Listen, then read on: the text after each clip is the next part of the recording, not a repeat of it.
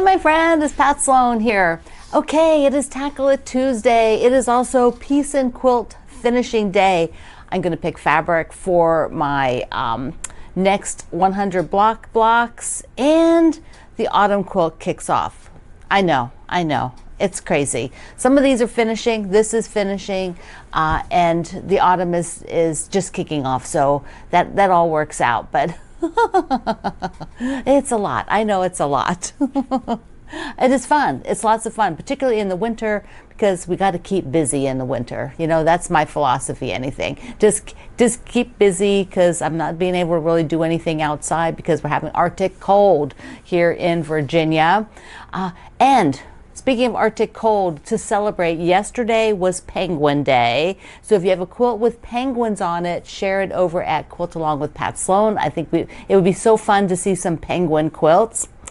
Today is Grandma Day. It really needs to be on Wednesday, right?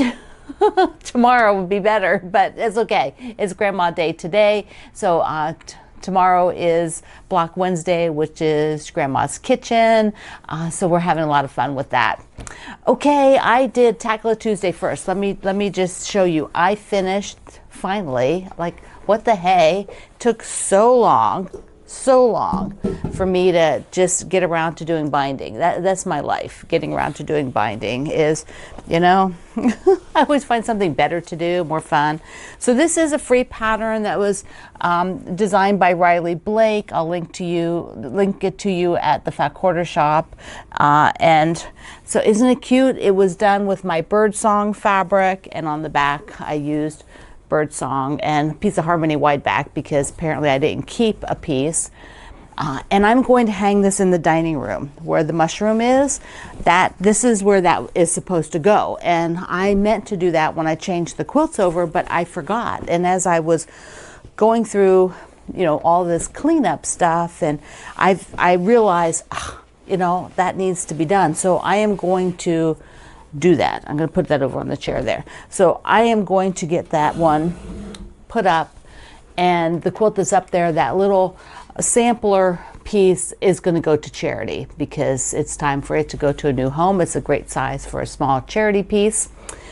Okay, piece and quilt. We finally have a quilt.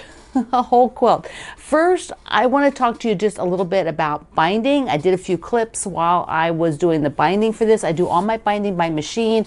Many of us attach it to the first level by machine, but I attach it to the back, pull it to the front, and do top stitch binding to finish it off. So here's just some things I went through, how I was handling binding.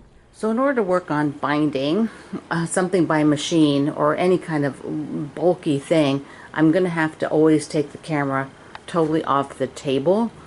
It used to be that the ironing board was on this end when everything was over, when the table was rotated over there. So I would just shift the whole camera equipment over to the ironing board. Now I'm going to have to put it on the floor.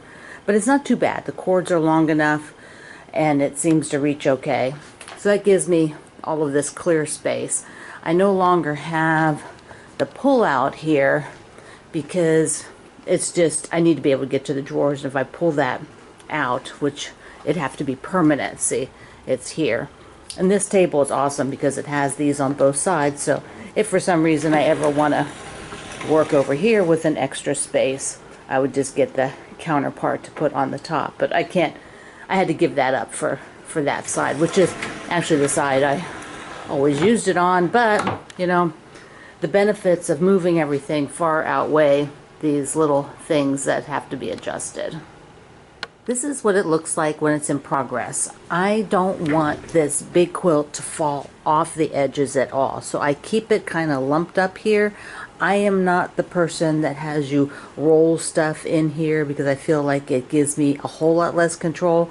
This gives me just sort of fluffing it and keeping it so that there's no drag. Anytime there's drag, whether like free motioning or putting on binding, that drag is going to not let you smoothly feed things through.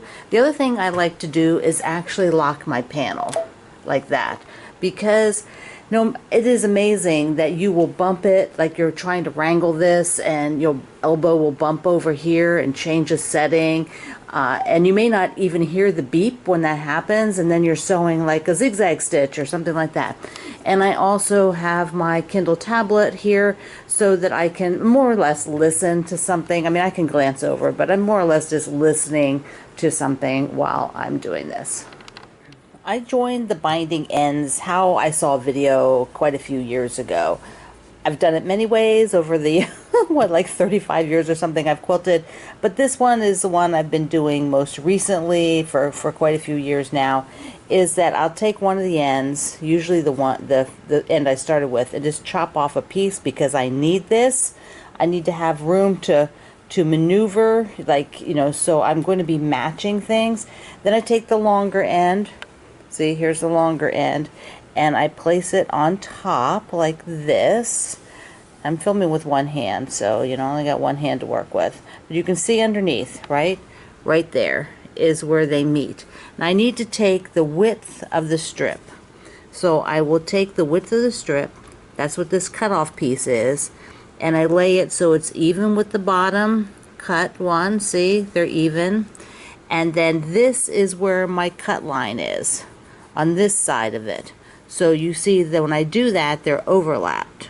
So I will be cutting right here. You could draw it. I never do. I just take my one hand and hold this down and take the scissors in the other hand and just trim that off.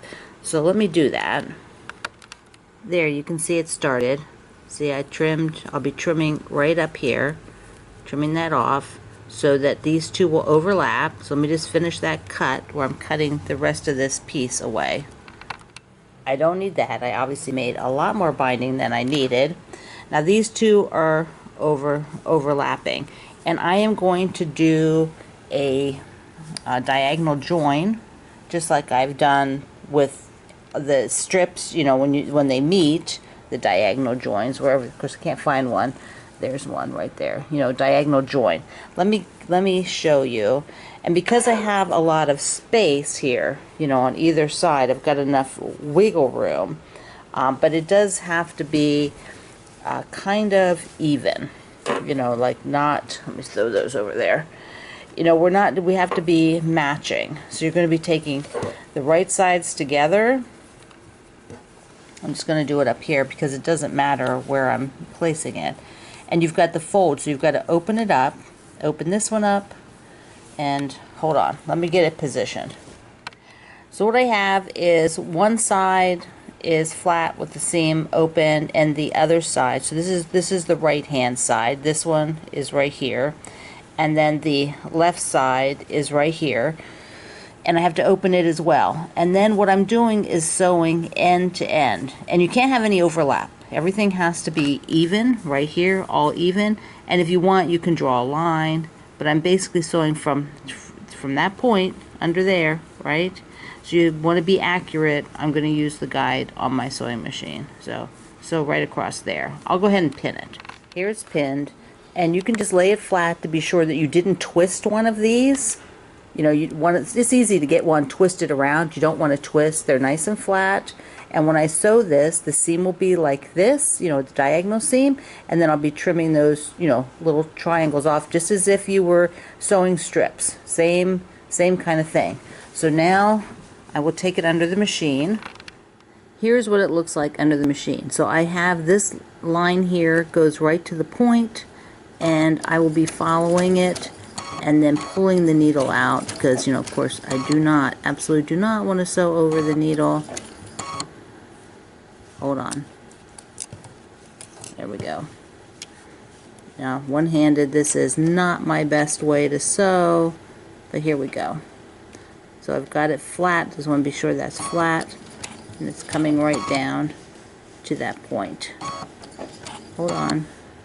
There we go. Right out there to the point. Now, this should lay flat still.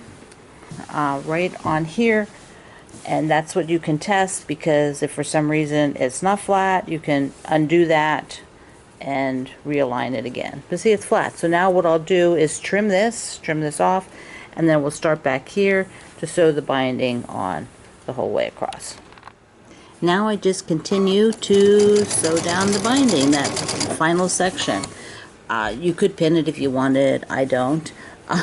But you could, just to be sure that if you had to ease something in, because maybe after even though you were trying to be careful, maybe it was just a wee bit too long. If you pin it, you can kind of ease in, like, like that, like a little bit, to make it so it won't have a big lump at the end. It's always the kind of downfall with matching any method, is that you get it exactly right. I do use an open toe applique foot to do this, because I can see much better where I'm sewing, and with the bulk, I don't put a walking foot on. The Baby Lock Solaris is super good. I don't need a walking foot to go through this, where I have the binding layer, a backing, batting, and top layer. So works just fine as is. The tension gets just auto set. So there you can see, like, stretched out. I've got to come all the way to here. See, I've got this whole distance to do. And here's how it looks. Looks pretty darn good. So I'm ready to pull it to the front then, and I top stitch it, because it's all binding by machine. And I went ahead and got the camera and showed you up close the quilt. Let me just, you can see it here. I said, maybe, well, let me move this. That would be good, right? It's kind of like, there you go. From the top, I've got to fold it over a little bit so that we could see the bottom a little bit better. There we go. And let's go to the other camera where I did a close-up. Let's take a look at the design I picked for the quilting. I wanted something a little bit different. This is kind of a sideways wave with these great big like marbles. That's what it looks like to me. One of the things is you're going to see it on all the light background, but like out in the border, that print doesn't really lend itself to showing, unless maybe you were doing it high contrast thread.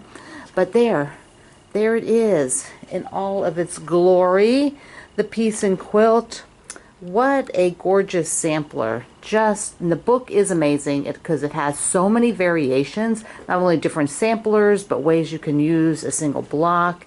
And I still like this basket one, like the 4 baskets with the pink and the brown. I don't know, might have to do that one for a door banner. There's just a lot of cool blocks in here. And then the backing was my Harmony wide back. I chose kind of the tan to go with it, which is, sort of a little bit lighter than this tan that's in here. I think it complements it really well. So there you go. If you are new, or you just didn't work on this quilt, because this is a big quilt, it took a lot to work on it. It was every month. We did pieces of it all last year, so once a month I talked about it. But this is the book, which has a lot of, like I said, a lot of other samplers and ways to use the blocks in quilts, sometimes with 2 of the blocks. It's just a fabulous book. So I will link you to that in case you want to pick it up. Okay, let's do autumn kickoff. So my buddy Wendy Shepard wrote this beautiful book on the autumn quilts, and I know a lot of you have grabbed the book because it's such a great value. There's 9 fall patterns in here. Here's some of them. And we are doing the one called Blueberry Orange Bread. That's the one I'm doing. Now, if you like one of the others, then you sew one of the other ones. This will be a 4-week quilt along, doing a row a week and then setting it. So there you go.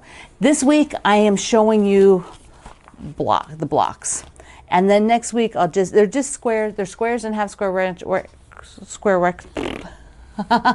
squares and half square triangles, and then a cute little stem. So what I want you to do is look at mine. Okay, and then Wendy's is done, because hers book is autumn, so everything in here has a much more fall look. So mine is done with Gratitude and Grace, which has lots of blues and greens. And there's a little pops of orange, but the orange, you can see the difference. Her quilt has a lot more orange tones and rust tone fabrics in it, whereas mine just has the Gratitude and Grace sprinkled around that orange. And so it makes a big difference. If I totally took out the oranges in here, this block would look very, very different. You know, it would be like a spring block. And I think even like this, it looks very springy. And so you could do yours with like all light greens if you wanted, or you could do something different. If you're Canadian, you could do red. I think you know that already, right? You Canadians? You know that. You know it's red, the red maple. I think it's just really, really beautiful, easy, fun block. You can use up scraps for those of you who have a large scrap collection, or maybe a lot of different fat quarters in the right colors, you know, like whichever tone you're going to use. But yeah, so here's the stems are done. I have a couple different of the fabrics from Gratitude and Grace. So there's one of the lighter prints. Here is a blue, a medium blue with the flower, you know, cut up. And then here is one of the tonal ones, the one that kind of looks like lace. And so you can see how different it looks no matter which one you pick. There is some sashing you can see because the leaves are not side by side. There is a sashing, so you can go ahead and sash that first row as you make the 3 blocks. That's what I'm going to do. I'm going to take and sew these three blocks together. So I have a row done each week as I go along. And then at the end, it'll be assembling an inner border and an outer border. Because the inner border is a white, you can see like around, because the outer border doesn't touch the leaves. So, and then the quilt is 60 by 60. So it is a really, really decent size quilt. And I think it's just going to be so gorgeous. I'm going to hang it for spring. I think I will. Maybe when I do like the greens, or that's like March.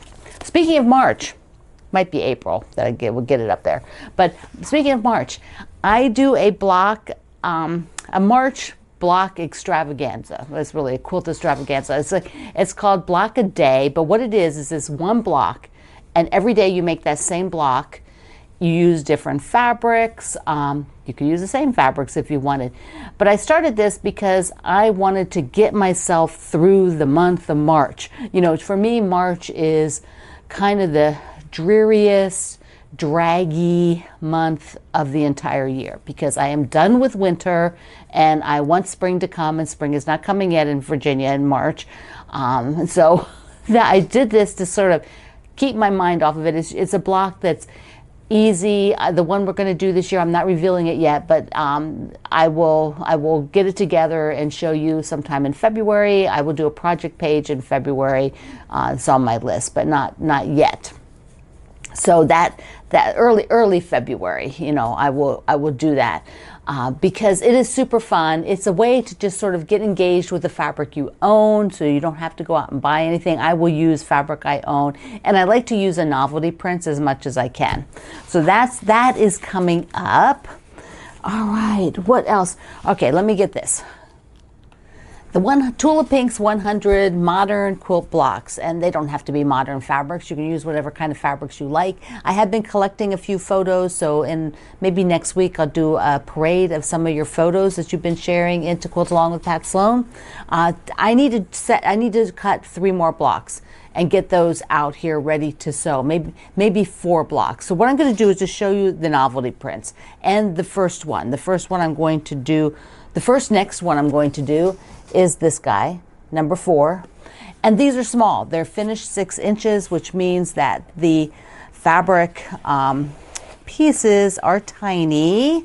So you have to take that into account with your novelty prints. Some of them have a little bit bigger shapes, but a lot of them are small. So here we go. This is what I have. I am going to use, there we go. I'm going to use the bananas. I want to bring some yellow in, so I'm going to use the bananas in the middle. And then this dark, I'm going to see, I might have a darker dark. I do. I'll probably pull in something a little bit darker, maybe like this, because I need that frame to really, there we go. I don't want to lose that. That's really dark. I want to make sure I have that. And then these two here for these strips. So this will be the first one. Then the other fabrics, I found this when I was rooting through and sorting everything. So that'll be one of the blocks. And then this guy, this is an older fabric from Kath Holden, her flea market, Moxie. This is like those gum wrapper bracelets. Isn't that the coolest thing ever? So hopefully that goes in one of these 3 blocks. And then I'll pick a 4th fabric. I was thinking this one with the yellow that has like the deer, whether I can get the deer's face, you know, probably not the whole thing maybe, but maybe I can get the face in. Just to get something a little bit different. Pull some yellows in on these. So there you go. There you go. This is a jam-packed day for a Tackle It Tuesday. I'm so happy to have that little bluebird done. The link to it, remember, is in the description box below. So we finished this. We finished Piece and Quilt. And today you'll pull your fabrics and start making leaf blocks. If you're doing one of the other quilts from Wendy's book, then start that. But these are super simple, easy, which I love, love, love, love. So you get an awesome 60-inch quilt. You can make it even bigger with more borders. So I love it. I want to close out with a fun fact. Yesterday, January 20th, Greg and I have celebrated 26 years in business. Our business started on a January 20th. So it's kind of near and dear to my heart that day. It's generally Martin Luther King Day often, and it was the year that I started my business full-time. So full-time, I actually worked it about 4 years prior. When I had a full-time job, I worked my business as a second job, you know, so just to see if I liked it, if it worked out, and yeah, full-time for 26 years. We are incredibly blessed, and we thank you so very much for being here. I love you. Mwah. Thank you for being here in the Sloan Zone. I will see you online.